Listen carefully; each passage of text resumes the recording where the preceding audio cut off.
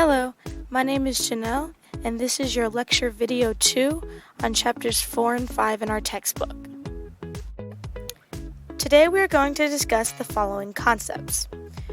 First, we're going to start with 1, feedback, both positive and negative as a way to impact organizations' development. 2, the interpretive theory, a theory that focuses on an organization's culture. And 3, socialization, about how new members become integrated into an organization's culture. Let's get started. The first concept we're going to look into is feedback as part of systems theory. As Eisenberg et al. Explains, feedback can be defined as a system of loops that connect communication and action. This is found on page 185 of our textbooks. Today, while discussing feedback, we are going to learn about the 2 main types of feedback, positive and negative feedback, and we're going to learn about what feedback can do for a company. Looking at feedback from a company's perspective, feedback is a way for companies to fix or change systems or products within their business. Referring back to our textbook, Eisenberg et al. Explains, feedback in the systems theory has 2 main types of feedback that usually occur. This is also found on page 185. The 2 main types of feedback are positive and negative. Eisenberg et al. Says, positive feedback is illustrated by the consultant who suggests changes in product design. It seeks to find new avenues of growth and development. So what does positive feedback look like? The textbook gives the example of an instructor being satisfied with the textbook and requesting changes in the overall design. Another example would be a company like Amazon having products rated and reviewed by their customer. Now we're going to move on to the other main type of feedback, negative feedback. In the textbook, Eisenberg et al. Says, the negative feedback seeks to re-establish the goals or quality levels that were initially established for the product. The textbook gives the example of an instructor's complaint about the textbook. But another way to look at it would be criticism over critiquing. Criticism is usually very negative and harsh, whereas critiquing is known to be positive, like positive feedback. Another way to look at negative feedback is to look at it like complaining. When a customer complains about a product or service of an organization, it just comes off as criticism and not critiquing. This does not allow the organization to know how to better their product or system in order to create change to receive positive feedback. To wrap up feedback is used to help organizations better fix and remake things in order to grow and be successful. Feedback is a supportive communication tool because it allows us to engage with bigger organizations and allows us to express concerns or express satisfaction. Feedback, positive or negative, helps enhance our communication greatly. Our next concept comes from the 3 views of organizational culture. The 3 views of organizational culture are the practical view, the interpretive view, and the critical and postmodern view. Today we are only going to discuss the interpretive view because I believe it focuses a lot on our first concept, feedback, and relates to our topics today.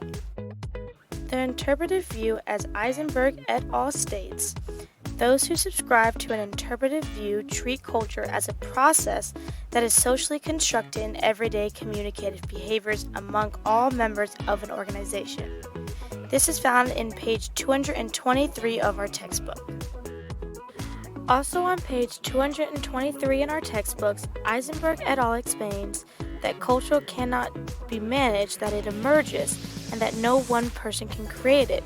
There is no leader, but it's the people around it that make the culture.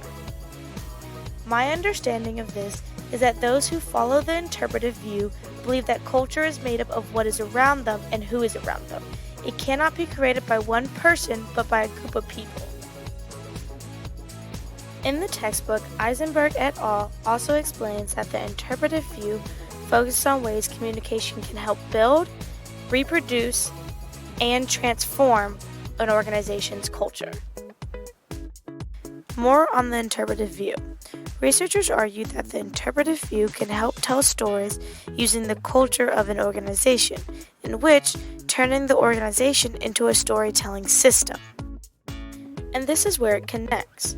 Eisenberg et al. Writes, when an organization is viewed as a system, in this case a storytelling system, modifications represent feedback.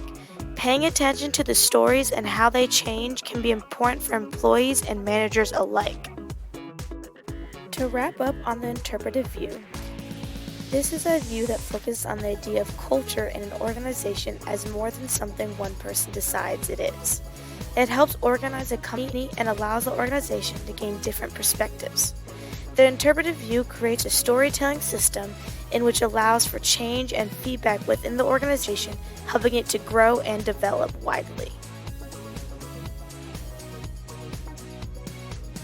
Our final concept today is socialization, integrating new members into organizational cultures.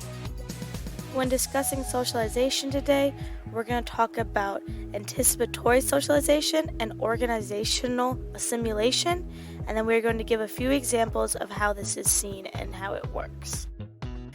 Eisenberg et al. Explains socialization as the process by which people learn the rules, norms, and expectations of a culture over time and thereby become members of that culture.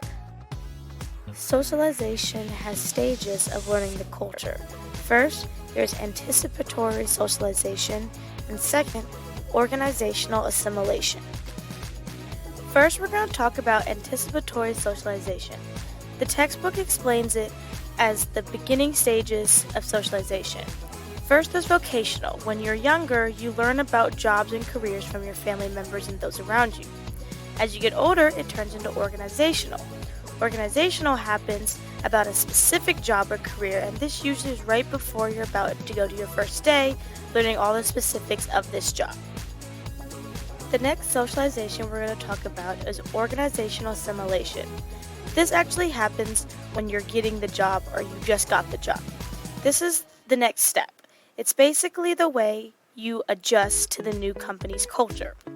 It's the way you learn the people you work with, the way things are processed, the way things are done. It's you adjusting to the new culture of your organization.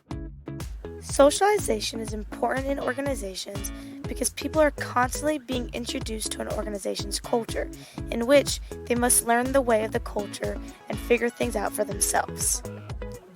Picture your own experiences. When you first got a job, that learning process, when you were looking at what the job was and all the things about it, that is what we call the anticipatory socialization stage. And when you first joined the team, you had to learn how things were done. You were learning the culture of that organization, therefore creating organizational assimilation. Another example of socialization is from the new TV show Good Trouble. The main character gets her first career as a tech engineer. When she gets there, she realizes the company does not just very professional, but instead laid back and relaxed. She has to learn to adapt to this new culture, whereas she believed it was going to be professional. A wrap on socialization.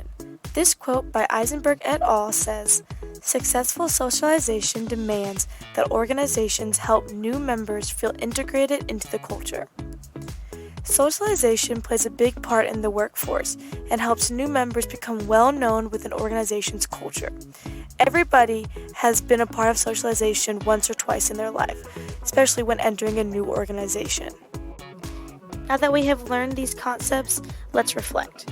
We talked about feedback, both positive and negative, and the impact it can have in enhancing communication to help an organization become more successful. Second, we talked about the interpretive theory, the idea that culture in an organization is not defined simply and can help dig deeper into the organization. Lastly, we discussed socialization and the way all new members are transitioned into the organization's culture. Now that we have learned about these three concepts, let's take it to a discussion. What do you think? Below I have left some discussion questions and I want to know your responses.